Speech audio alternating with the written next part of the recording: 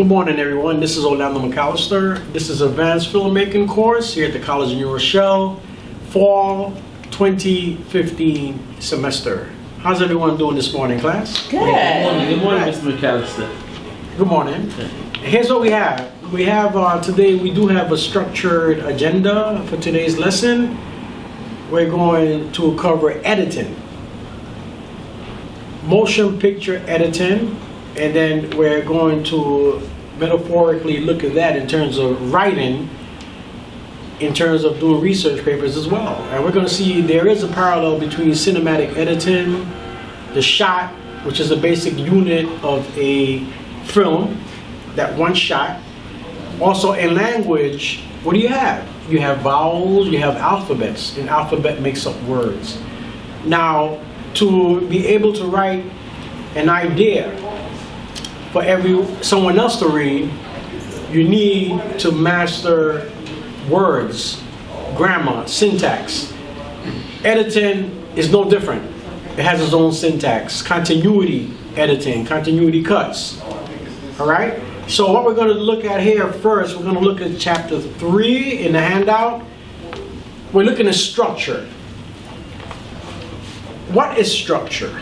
Can anyone answer that? Structure.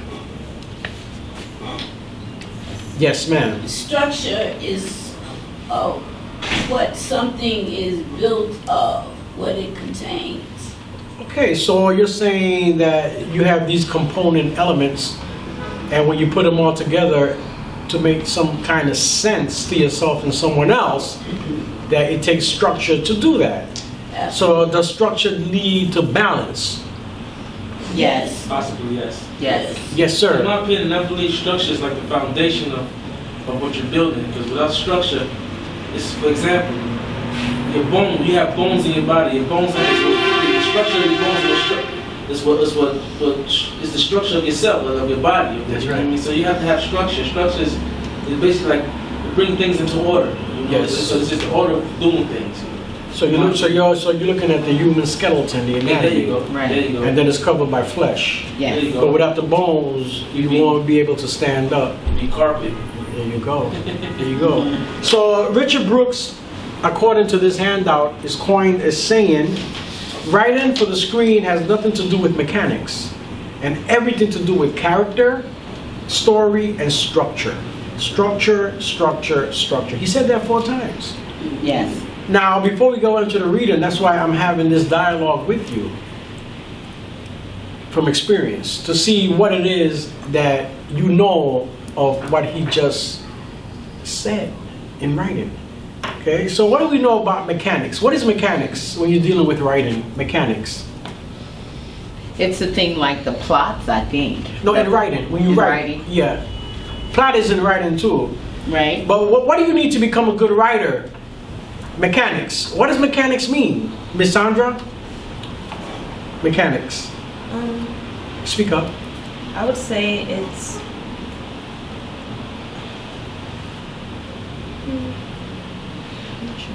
Okay, it's okay. Yes, sir. When you say mechanics, is it? I would think that you got to know grammar to a certain degree. You got to be able to. First of all, you got to know how to read sometimes too. In order. Precisely. So the mechanics are the elements Alphabet. that make you a good reader. The alphabets, the words, vocabulary, pronunciation, phonemes of words, and also the syntax, grammatical rules that you must follow, commas, semicolons, colons. So let's continue and see what he means by plot elements. Plot is the frame upon which the basic idea of the script is hung, the substructure of the whole. Plot is structure. It is most difficult part of script writing. The crisis selected in or selected out determine the quality of the script. A crisis in the wrong place or a crisis needed when not present can destroy a script. The plot is made up of scenes, incidents, and crises, which are organized to develop the conflict from the moment it is locked through its complex parts to the resolution of the conflict. The order and selection of the scene determines the plot and creates the structure of the script. Now he's covering climax and resolution. The script is written with the climax in mind. The writer should first select its conflict, then figure out its climax and resolution. The middle, everything else, can be filled in last. Now we spoke about the anti-hero and the hero, right? Who's the hero in a script? What is that person called? It begins with an A. Antagonist. Say it. Antagonist. Antagonist. Who's the anti-hero? Mr. Celso? Protagonist. There you go. No. No, it's the, Oh, we said it Yeah, wrong. you said it wrong. No. Let's straighten this out. Yeah. the protagonist. Is the hero. The hero. Okay, I fell for it, right? Is the Let's get it right. Okay, okay. And who is the anti-hero? The antagonist. Exactly. Yeah, there you go. Now we got it. All right. Antagonist means to go against. Protagonist means to go for or with. And these are Greek words, right? Because a lot of the theater came down from Greek history. The master scene. All action and dialogue that takes place within one setting is considered a master scene. Now I'm up here in a classroom setting. Is this a master scene? Yeah. Right? Yeah. What is the mise-en-scene of this environment? Where is it? Where does it take place? In a classroom. In the school, in the classroom. This is the master scene. Now, are we taking one continuous long shot of my dialogue and presentation? Yeah. Yes. Right. So later on, we're going to see how time is constrained and manipulated through the process of editing. Right? By stops and goes. One continuous shot of me coming into this building and up the elevator into this classroom, in front of the classroom, could be condensed when I do the editing. Now, if I come into the building, do I really have to show all those intermediary steps just to get up here? No. What's going to happen to the viewer when they see all of that? They get lost. They get bored, Bored. more so than lost. So what do? I come in the building, cut, get me on continuity, reset the camera inside the lobby, get me on continuity where I left off, coming into the building, presenting my ID, going to the elevator, cut. Yes, I have a sir. question, Yeah. Professor McAllister. What's continuity? What is that? Can you explain that for us? Continuity is a flow. It could be in screen direction. If a person is going to the supermarket up the block, right? You don't want to reverse the angle and watch him coming down the block. That's a discontinuity in direction. So you got to have screen direction. If I exit right on screen, my next shot I should be moving in the same direction, unless I come to a complete halt. All right? You don't want to be doing the chase scene going one way, and then next shot you're going the other way. You got it? So basically what we're looking at here is condensing action, not to bore your audience, especially nowadays where shots and stories have to be moving, especially with kids with these video games and iPods and whatnot. They want things to happen quick. So now you get me in the elevator. Do you really have to see me in the elevator? If it doesn't pertain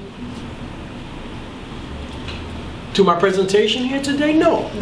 So what can the next shot be? You going in and one Oh, coming, I could be coming out the elevator. Yeah. Yes. In here, cut, then you get me here with the setup. Everything was shot at different points in time, and now I string all of these shots together to tell a story in condensed time. All right, and this is what happens in motion pictures and television stories. Things are just condensed in time for the screen. All right, for the viewer sake. All right, so I was talking about the master scene, right? Plot, character, dialogue, exposition, and structure are the responsibility of the writer. How these elements are placed on the screen is the responsibility of the director. The script tells the director what the writer wants on the screen, not how to get it there. For that reason, the master scene has taken over in script writing. The writer does not break the scene down into individual shots. The director, the production manager, and the editor determine how many ways and times a scene will be shot or reshot. The length of the script and the number and length of scenes. That's another category here. A 100-minute long feature film averages 24 to 26 different scenes or crises. These will average 5 pages each. The finished script averages slightly less than a page a minute when filmed. A 120-page script will generally yield 100 minutes of finished film. The art of the screenplay is in the selection and ordering of these 24 to 26 scenes. This does not mean all films are or should be 100 minutes. It only means that 100-minute films allow for audience turnover in a theater and fit in 2-hour time slots for commercial television viewing. Ms. Young, what is structure? The author mentioned it 4 times. What is it? I think structure is the foundation of the movie. I think that it's the foundation of the whole plot, the plot foundation. That's what I would call it. Okay, good.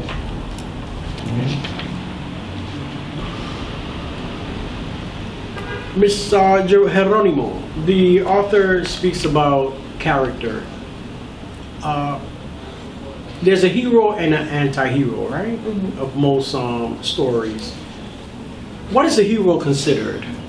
A hero is the protagonist. And who's the anti-hero? The antagonist. The person who goes against the protagonist. Good. Now, do you relate screenwriting to regular research writing? Are there similarities in it? Of course. What do you see?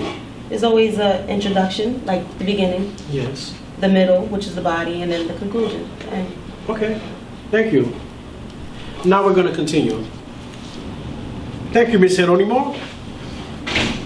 The next component of this handout, which is titled Structure, is selection and ordering of scenes. And we're going to see that this is going to directly relate to Giannetti's book, Louis Giannetti, Understand the Movies, on chapter 4, where he deals with editing. There's similarities here. Selection and ordering of your scenes. A conflict is made up of a series of crises, straining points in the conflict that cause a realignment of forces or some change in the character. The plot is created by the selection and ordering of these crises. In each scene's internal crisis, an action is taken or not taken, or a decision is made or not made knowingly by the characters. Hamlet, for instance, Shakespearean play. Hamlet knowingly does not kill his uncle at prayer. He knowingly kills his uncle after being poisoned. Crises are moments of tension, all relating to the central conflict. Different scenes may construct the same plot. A different order of incidents probably will change the plot. Here's a situation for you. A woman is murdered. Her husband is arrested and charged. His girlfriend finds proof of his guilt, but helps him through the trial. He is acquitted. They leave for the Bahamas. Here's another situation. A woman is murdered. Her husband is arrested and charged. His girlfriend helps him through the trial. He is acquitted. They leave for the Bahamas. There she finds proof of his guilt. In the first version, The girlfriend is a guilty accomplice. In the second, an innocent victim. The difference is entirely in the placement of the one scene, her discovery of his guilt. All other scenes can be in the identical order, and yet the plot, the tension points, and the moral choices all create a different film and a different set of circumstances. The rearrangement or replacement of one or two scenes can substantially alter the plot.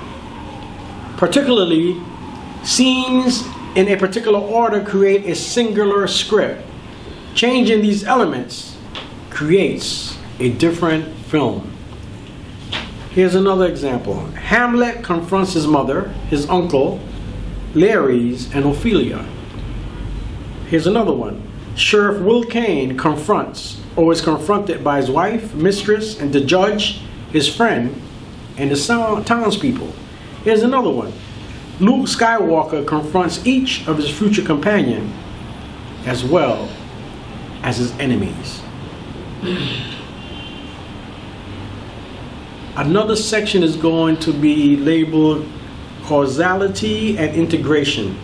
Aristotle said it is the synthesis of incidents that gives form to a play as a whole. A plot is a series of roughly 25 scenes, each related to the next, each knitting and unraveling the threads of the plot. If one scene does not cause the next, all you have is a series of tableaux. We'll look that word up later, right? A plot is also a narrative of events, the emphasis falling on causality. The king died and then the queen died is a story. The king died and then the queen died of grief is a plot. The time sequence is preserved, but the sense of causality overshadows it. Had he been writing about film rather than a novel, he might have added, quote, and because the queen died, there was no here. And because there was no here, there was no chaos in the kingdom, unquote. Relationships develop from scene to scene. A frequently heard criticism of the relationships are incidental or coincidental and not causally related is that a script is contrived.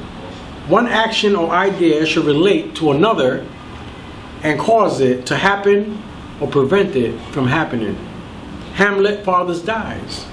Prodded by his father's ghost, Hamlet's desire to learn how his father died becomes obsessive. And because of this, his fiancée kills herself.